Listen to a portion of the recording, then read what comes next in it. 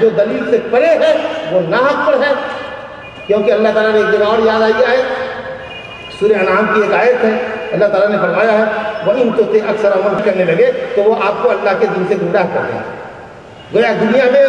زمین پر بھاری اکثریت گمراہ لوگوں کی ہوئی ہے۔ یہ صاف اس بات کی دلیل ہے کہ حق دلیل والوں کے ساتھ ہوتا ہے، جس کے ساتھ دلیل ہے قرآن و سنت کی اس راہ پہ جو لگا ہوا ہے وہ حق پر ہے، چاہے وہ اکیلے کیوں نہیں ہے، وہی جماعت ہے۔ امت مسلمہ کو اللہ تعالیٰ کلمہ توحید کی بنیاد پر، کلمہ رسالت کی بنیاد پر اللہ تعالیٰ کتاب و سنت کے پلیٹ فارم پر امت کو متحد کر دے، اور اتحاد امت کی جو چیزیں خلاف ہیں، سب سے نمبر 1 ہے شرک ہے، اس کے بعد قرآن و سنت سے دوری ہے، بدعات و شہوات کی راہوں کی پیروی ہے، اسی طریقے سے عصبیت ہے، اسی طریقے سے ناجائز معاملات ہے، اور دوسری جو چیزیں ہیں جو اتحاد کے لیے، اجتماعیت کے لیے سم میں قاتل ہے، زہر حلال ہے۔ اللہ تعالیٰ ایسی چیزوں سے ہمیں اور آپ کو دور رہنے کی، بچنے کی ترین مسئلہ جس سے آج پورا عالم اسلام آج دوچار ہے، اتحاد و اتفاق کا فقدان۔ اس سلسلے میں بہت مفید باتیں آپ حضرات شیخ سماج فرما رہے تھے۔ حضرات، جیسا کہ اعلان کیا گیا تھا کہ سوال و جواب کا وقفہ ہوگا، اور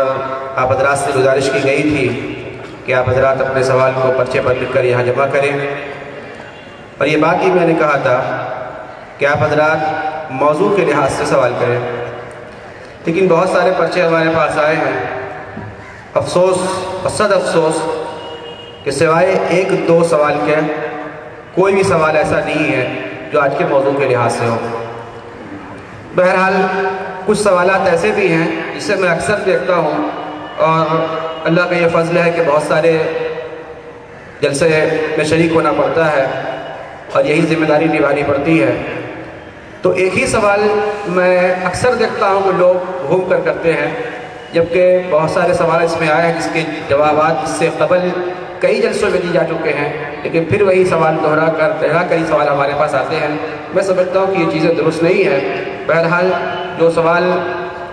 موضوع کے لحاظ سے ہے اور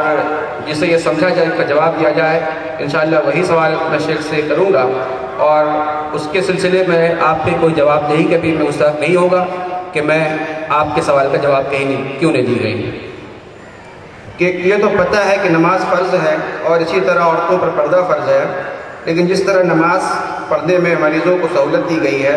اسی طرح پردہ میں مجبوری کے تحت کوئی سہولت ہے یا نہیں؟ مجھے سانس کی تکلیف ہے اور میں نقاب پہنتی ہوں پر چہرہ کھلا رہتا ہے، مہربانی کر کے بتائیں کہ یہ جائز ہے یا نہیں؟ الحمدللہ، پردہ چہرے کے سلسلے میں 2 نظریہ ہے علماء کا، کہ اگر چہرہ زیب و زینت سے خالی ہو، بناؤ سنگار سے خالی ہو، اور جاذب چہرہ نہ ہو تو عورت کھول سکتی، خاص کر جب بوڑھی خاتون ہو جس میں رغبت نہیں ہوتی ہے لوگوں کو دیکھنے کی، تو ایسی عورتیں اگر برقع ہٹا دیں تو کوئی حرج نہیں۔ والقواعد من النساء اللاتي لا يرجون نکاحا فليس عليهن جناح ان يضعن ثيابهن غير متبرجات بزينة وان يستعففن خیر لہن وان يستعففن خیر لہن، کہ اگر وہ بوڑھی عورتیں بھی پردہ کر کے وہ ڈھک کے چلے تو اچھا ہے، شریف زادی سمجھی جائیں گی، پہچان لی جائے گی کہ اچھے گھر کی ہے۔ لیکن اگر وہ بوڑھی ہے، ان میں کوئی جاذبیت اور کشش نہیں رہی، تو وہ چاہے تو اگر زیب و زینت بناؤ سنگار نہیں کرتی ہیں، آنکھ میں کاجل نہیں لگاتی، بندی نہیں ساٹتی، ہونٹ پہ لپسٹک نہیں لگاتی، وہ برقع چلے، سر کو ڈھانپ کے چلے، چہرہ کھلا۔ لیکن اگر جوان ہے، جاذب ہے، تو اگر زیب و زینت نہ بھی ہو تو خود وہ جوان چہرہ ہی اپنے آپ میں بڑا جاذب۔ تو اس لیے صحیح قول اہل علم کا، جمہور علماء کا یہ ہے کہ چہرہ پردے میں داخل ہے اور اس کو چھپانا چاہیے، اور محترمہ کو اگر وہ جوان ہے اور پردہ کرنے میں ان کو تکلیف سانس کی ہے تو وہ جس حد تک اگر چاہے سانس لینے کی حد تک ناک کا کچھ حصہ ہو جالی دار بنا لیں یا آنکھ پر جالی بنا لیں، اس طرح کی کوئی کیفیت ہو بالکل، یا اس کو چہرے کو کھلا نہ رکھ کر کے پورے طور پر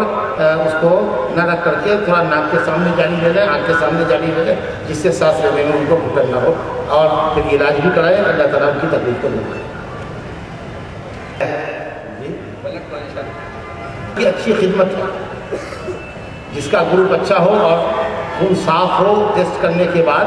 آپ اگر کسی مسلمان کو دیتے ہیں یا خود غیر مسلم کو بھی دیتے ہیں، ایسے غیر مسلم کو جس سے آپ کی جنگ نہیں چلی، اسلام کی جنگ نہیں چل رہی ہے، تو یہ احسان ہے، رواداری ہے، اس کے اوپر آپ کو بہت بڑا ثواب ملے گا۔ لیکن خون دینے سے حکومت کا کوئی رشتہ نہیں ہے۔ اگر آپ نے کسی کو خون دے دیا، کسی عورت کو آپ کا خون چڑھا دیا گیا تو وہ آپ کی بہن بن گئی، بلڈ بہن ہو گئی، ایسا کوئی رشتہ نہیں۔ تو جو اجنبی ہے وہ اجنبی ہے،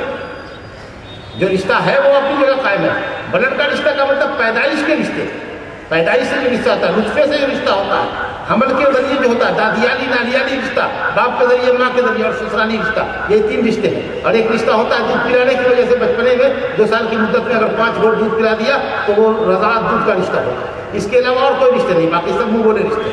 ان کی کوئی حیثیت نہیں۔ تو بلڈ ڈونیشن جائز ہے، مگر یہ نہیں کہ صاحب آپ اپنا خود ڈونیشن دے کر کے آپ خود مصیبت میں پڑ جائیں۔ تو اگر آپ کے لیے تکلیف ہے، دوسرے پر احسان کرنے سے خود آپ ضرر کے شکار ہوں گے، آپ بیمار ہو جائیں گے، تو آپ یہ نہ کریں۔ آپ اگر دے سکتے ہیں اور آپ کو کوئی بڑا نقصان نہیں پہنچتا ہے تو یہ بڑی اسلامی اور دینی اور انسانی خدمت ہے۔ ایک سوال ہے کہ کیا عورتیں اپنے بال میں خضاب نہیں لگا سکتی؟ اگر نہیں تو کیوں؟ خضاب، کیا عورتیں اپنے بال میں خضاب لگا سکتی ہیں؟ خضاب لگا سکتی ہیں، مرد حضرات بھی لگا سکتے ہیں، پورا بال سفید ہو تو بھی، کچھ کم بال سفید ہو تو بھی، لیکن خضاب کالا نہیں ہونا چاہیے۔ خضاب کا تصور اگر کالا تصور ہے تو وہ حرام ہے، مردوں کے لیے بھی اور عورتوں کے لیے، کیونکہ یہ دھوکہ ہے، یہ دھوکہ ہے۔ مرد اپنی عمر کو چھپانے کے لیے خضاب لگائے ہوا ہے 50 سال کا، 40 60 سال کا، 70 سال کا خضاب لگا کر کے اور فیشیل کرا کر کے بالکل گلوڑی چمک رہی ہے، چہرے سے لگ رہا ہے کہ 25 سال کا، 30 سال کا بنے گا۔ ادھیر عمر کی عورت ہے، وہ بھی اپنے بال کو کالا کروا کر کے وہ جوان دکھ رہی ہے، تو یہ دھوکہ ہے۔ اور نبی صاحب نے فرمایا من غشنا فلیس منا، جو دھوکے باز ہے وہ ہمارا امتی نہیں۔ اور نبی صاحب نے فرمایا کہ جس نے کالا خضاب لگایا وہ سن جہنم کی خوشبو نہیں پائے گا، وہ جہنم کی خوشبو نہیں پائے گا۔ باقی آپ کوئی سا بھی کلر لگا سکتے ہیں، مہندی لگائیں، اس میں قطم نام کا ایک پودا ہوتا ہے کالا، مہندی اور سیاہی 2 پودا لگا کر کے، تھوڑا سا ڈیپ چاکلیٹ آتا ہے یا گارڈین وغیرہ کا کوئی بھی کلر ہے ایکسیپٹ بلیک،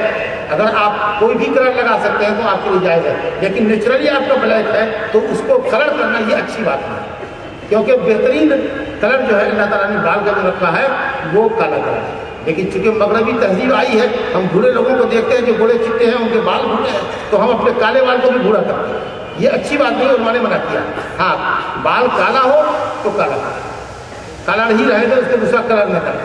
سمجھا۔ لیکن اگر سفید ہو گیا ہے تو اس کو ہرگز کالا نہ کریں، بلکہ اس کو آپ کوئی دوسرا کلر لے سکتے ہیں سوائے ایکسیپٹ کریں، یہ حرام ہے۔ ایک پرچے میں 2 سوال ہے کہ کیا جس کا عقیقہ نہیں ہوتا اس کا نکاح نہیں ہے؟ اور دوسرا سوال ہے کیا میاں بیوی ایک ساتھ اعتکاف میں بیٹھ سکتے ہیں؟ ایک ساتھ بیٹھ سکتے ہیں اعتکاف میں؟ الحمدللہ، پہلا سوال کہ جس کا عقیقہ نہیں ہوا، نکاح نہیں ہوا، غلط ہے، یہ جہالت ہے، اندھ وشواس ہے۔ عقیقہ ماں باپ کے ذمے، باپ کے ذمے، بچے کے گارجین کے ذمے 7ویں دن یا اس کے بعد جتنا نیئرسٹ ٹائم میں ہو اس کو کر دینا چاہیے، یہ گارجین کی ذمہ داری ہے۔ کیونکہ اگر بچہ 7 دن کا ہو کر مر گیا بغیر عقیقے کے تو ماں باپ کے حق میں وہ گروی ہے، یعنی سفارش نہیں کرے۔ جیسے گروی رکھے ہوئے مال سے ہم فائدہ نہیں اٹھا سکتے جب تک کہ مہاجن کا پیسہ نہ ادا کر دے، گروی چھوڑا نہ دے، اس وقت تک فائدہ نہیں اٹھا سکتے۔ تو اسی طریقہ سے اگر کسی باپ نے، گارجین نے بچے کا عقیقہ نہیں کیا تو بچہ گروی چلا گیا، یعنی ماں باپ کے حق میں سفارش نہیں کرے گا۔ یہ بہترین معنی ہے جو امام احمد رحمۃ اللہ علیہ نے فرمایا ہے گروی ہونے کا مطلب۔ اگر گارجین نے نہیں کیا، لڑکا بالغ ہو گیا، تو اب اگر وہ کما رہا ہے تو اپنا قربانی کرے، عقیقہ نہیں ہے، کیونکہ عقیقہ خود اپنی ذات کی طرف سے نہیں ہے بلکہ گارجین کے ذمہ ہے، یہ واجب یا سنت موقع کہ وہ بچے کی طرف سے عقیقہ کرے، یہ حکم اس کو ہے گارجین۔ اگر اس نے نہیں کیا، ہم بالغ ہونے کے بعد اپنا عقیقہ نہیں کریں گے، اللہ نے کمائی دی ہے تو ہم قربانی کریں گے،